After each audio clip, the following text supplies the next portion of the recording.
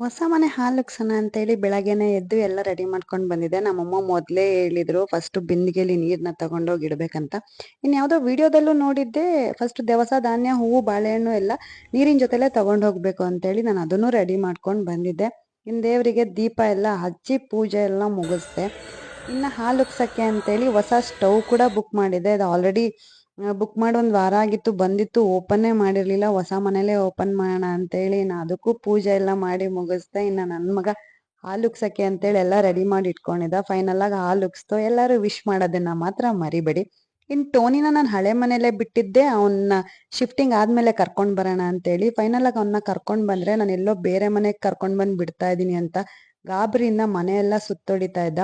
ಆದಷ್ಟು ಬೇಗ ಈ ಮನೆ ಅಡ್ಜಸ್ಟ್ ಆಗಲಿ. ಆ ಮನೆ ತುಂಬ ಚಿಕ್ಕದಿತ್ತು, ಈ ಮನೆ ತುಂಬಾನೇ ದೊಡ್ಡದಿದೆ. ಅವನಿಗೆ ಆದಷ್ಟು ಬೇಗ ಈ ಮನೆ ಅಡ್ಜಸ್ಟ್ ಆದರೆ ಸಾಕು. ಮತ್ತೆ ಸಿಗ್ತೀನಿ ನೆಕ್ಸ್ಟ್ ಬ್ಲಾಗಲ್ಲಿ.